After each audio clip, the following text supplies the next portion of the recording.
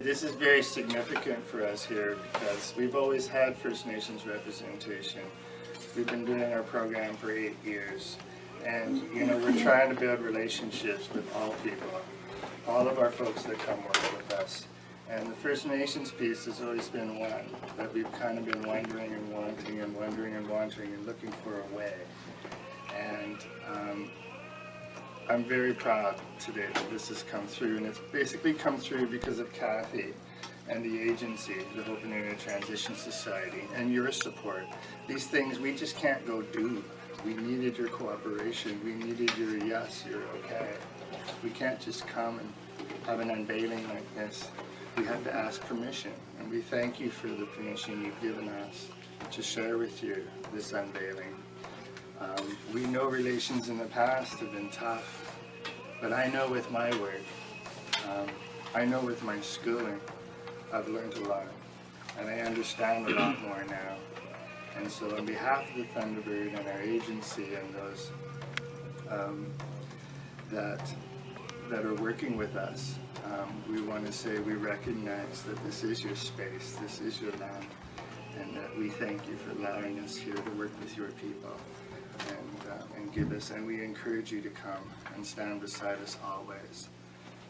So I think when we see a gentleman or a lady come in that's got First Nations culture representation and we can't offer, I don't know, I can't offer that piece, but you folks can. Kathy can, and Kathy's position came through this funding, Luma Housing. And then through that, we've been doing activities, and she'll talk a little bit more about that. But this program addressing homelessness, I know there's many that live here that are not First Nations, that they too want to show up and partake in the drumming, partake in the smudging, partake in learning.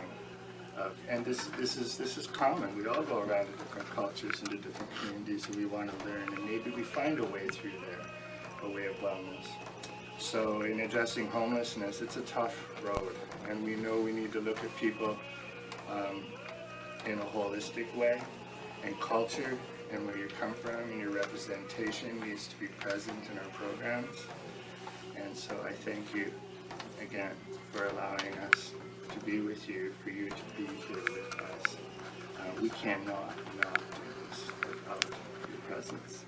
And in the future, this place and premise is always open for all cultures. This one, about 25% of our population, sometimes 1/3 is Aboriginal. And so we will have, I was telling Kathy, you know, Kathy's position got renewed. And so we're very happy that Kathy will be with us for another year. But there was a time 2 weeks ago where we didn't know. And then a month ago and 2 months ago, we always knew. And Jason's position is here. He's through BC Housing. Jason works here as well. And Brian works here. And we have some volunteers, Michael and Ernie and anyone else. Yeah, you folks, it makes a difference. It makes a difference, your presence. But we were worried that Kathy would come, activities would partake, services would be given, Kathy would go, the funding would leave, and we'd have nothing other than memories. So I told Kathy, okay, we need something significant. Like, you know, we talked about a pole raising, we talked about different things, but we needed your cooperation. And so this is really significant that way. And we met Sanford. And so, Sanford, there you are. This is the gentleman that has done the carving. I'm going to let Kathy talk a little bit, and then I'll do a little bio intro at Sanford. You want to talk a little bit about your program and what you do as an Aboriginal worker here with us? Welcome everyone, my name is Kathy Abraham. My mom was from Pine Falls, Manitoba, Sanguine Reserve, Soto. My dad is Cree from Houses First Nations, and I've lived in the Stolar Territory for over 20 years. I'm privileged to work here and to meet all the wonderful people. My position was really vague when I started. I didn't know what I needed to do. So what I was able to do was to talk to all the residents and meet everybody, and I asked them what would they like. And a lot of them wanted cultural activities, they wanted outings, they wanted to do things. So in my program, we were able to do a series of workshops. We've done soap carving, we've done rattle making, drum making, dream catchers. What else did we do? Probably a few others I can't remember right now, but we've also been to some outings. We've been to Boston Bar a couple times. We've done a powwow. We've done some traditional tours. And that was really wonderful because a lot of the people that don't know their culture, so they're all able to learn of the ways of their ancestors and through the tours. So that was really special. We went to a powwow at Stalo. We've done some walks. With Toronto, we've done the addictions walk. So just a lot of awareness and a lot of information was shared with all the First Nations. I want to thank everybody for coming from the local bands, because my position is to work with all the communities and to build relationships. And I'm really pleased that I've met a lot of people, and you know, everybody is able to come together and do this good work. So this carving represents, you know, our traditional welcome for the First Nations, and you know, to signify the good work everybody does. So thank you for coming. Sanford, you want to come up? So I have a little bio here and going to explain to you who this gentleman is. He's always kind, always got that great smile, and we've only, you know, we're busy. I'm busy. So the few times I have connected with you, we were with Sanford from kind of the beginning with the log and watching and seeing it come unfold, and it was just an amazing experience. Very professional, very kind. Yeah, and that's what I feel like when I'm around First Nations culture.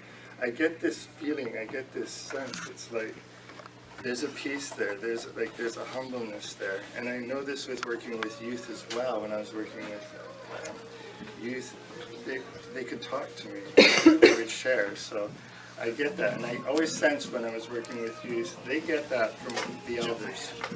They get that from the community that they come from. They learn how to share, how to talk, how to tell stories, and meaningful ones. So you were no different when I met you. So here, Sanford Williams has made it his life's work creating art that enhances the past of the First Nations folk of British Columbia. Born and raised on the west coast of Vancouver Island in the remote village of Uquat, Sanford Williams was inspired by his relatives, notably his uncle, the late Chief Dominic Andrew. After surviving residential school, Williams graduated in 1985 when he attended the Gitimac School of Northwest Coast Indian School in Kisan in Old Hazelton, BC. Tough words there. Since completing the course in 1988, Sanford Williams has worked independently as a master carver every single day. Throughout the years, he has proudly participated in many events and has donated pieces to many organizations. Though his art has been found in dozens of galleries around British Columbia, Sanford Williams is a people's artist, and I see that. I knew that when I met you. This is a people's scholar. And loves meeting the public to carve custom-made pieces for them. Please welcome Mr. Sanford Williams. Say a word. He's shy. He said he didn't want to share. Nobody wants to share. Yeah. But you may, and if that's okay, if not. Yeah. Thanks, Paul. It was a real honor to do this carving for you guys' facility here. And, my first carving I wanted to donate was this one here. Originally was I was going to do this one for the place here, but Paul and them decided that it would be right just to do the Thunderbird for the site here, only because, you know, that's what the bronze were, you know, the Thunderbird. But I still want to donate this one here to the facility here. This one here is called a wellness mask. It's it's about my healing journey about 25 years ago. So this year's, it talks about my healing journey. So I want to donate this one to the facility here in the near future. This one's carved out of alder. So this one here will be you guys this year in the future. Thank you very much.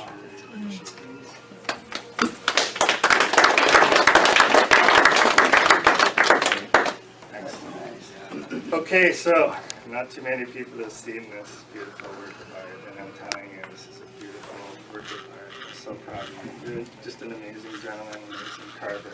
I don't know how we're going to do this, but there's apparently they say pull and a brush will fall in. You want to stand in Sanford? Jerry. And also, our agency, the owner is here, Anwar Mohammed is here, the owner. Without the owner, we don't have a premise. Not joking. There you are. Yeah, he needs millions of dollars to build a place, but the owner, Anwar, here gives us this premise to use. So we want to welcome Anwar and the agency. We have other partners here as well, like, I don't think Luma, did Luma show up? No, Luma hasn't shown. Envision, the financialists here, they've helped us at different times. So welcome all of you. I'm going to, Anwar, I'll get you to stand on this side. Am I pulling it? Are we pulling it? Kathy, why don't you come over? I'm scared of You're okay. Well, why don't you and Sanford pull that side? I'll get hit in the head. Okay. Yeah, You want to yeah. pull on that Just side? tug on Are one. you sure? That's Yeah, that's going to come down. That's going to come down. That's only holding it. There you go.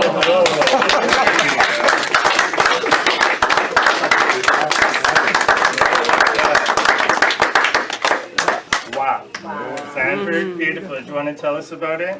There's a Thunderbird, I know that much. And there's a face in there. And that face, that represents change, always changing. Yeah, it represents change, people going through change. So I kind of added that in there just to, go with the facility of people that come through, in and out. It represents all the people that come in here. Yeah, absolutely. Very beautiful.